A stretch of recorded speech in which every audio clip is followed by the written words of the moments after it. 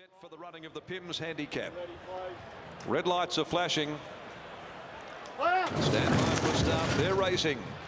First away, Old New Time with Awesome As. Flying Raw Lord Ludlow commenced pretty well. Right behind them, Dayton soon after the start. Also handily placed, settling down is Vermont Lady. Spin on Command a little wide though after they got going from Bucktorio. Royal Statue well back and being heeled along by Pike, and back with him is Sebring Spy. As they went by the 950 and New Time led the way. Out by 2 lengths, Awesome As, who's going to sit just off him 3/4 Flying Raw.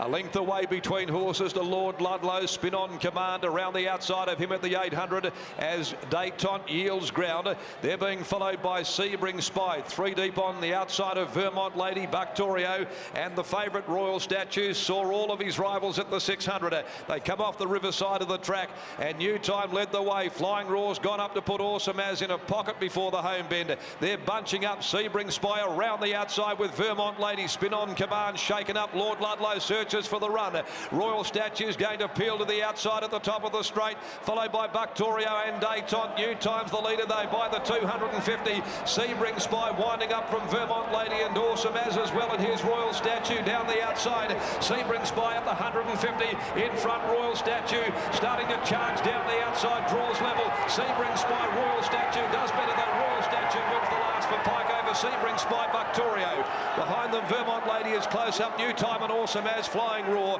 Lord Ludlow next home. Then 4 or 5 lengths to Spin on Command, and tailing out last is Dayton. Favourite gets home, Royal Statue in the last, William Pike. Number 7, Royal Statue. Pike brings him from last around the outside to score. Running on too well here in the late stages over Sebring Spy.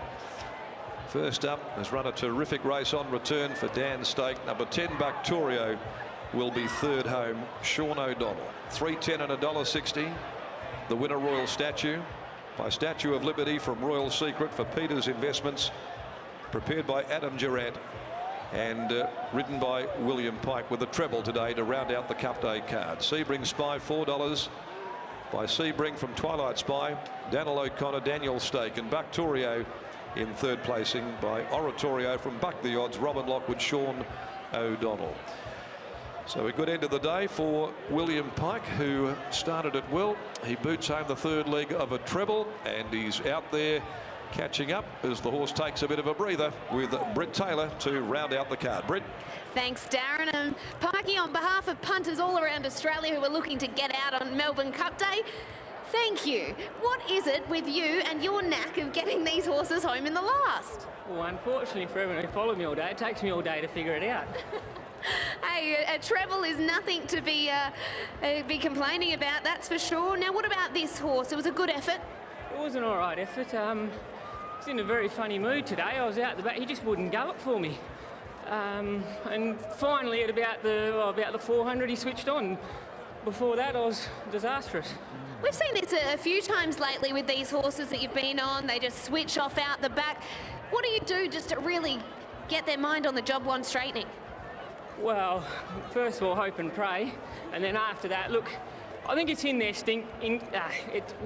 instinct to want to run to the line. You know, all their lives, you turn a horse for home and you squeeze him up, and I think instinct kicks in with a lot of these horses, and they know their job. They're just being a bit slack early. Well, hopefully he can continue to turn that instinct on when he turns to for home. Congratulations. Thank you. Yeah, well under Willie Pike, and Bob Peters will join us once again, and that was a good performance by Royal Statue, first up, and makes it 3 wins on the trot. And I guess, Bob, that's exactly what you wanted to see today with this galloper. I would have preferred him to have an easier run. He was off the bit. He didn't really want to travel for Willie in the early part. No, that was a bit unusual, wasn't it?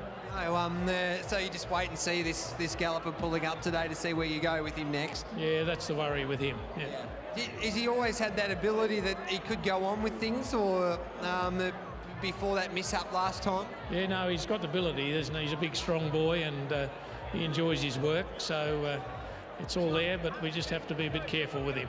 Looking forward to Saturday, Bob. And Enticing Star goes around once again, takes on a horse like a Scales of Justice, Man Booker in the list here over the 1400 metres. That might just be the highlight of our season so far on Saturday. Well, it'll be hard work for her. She goes to weight for age, and she's up against the big boys.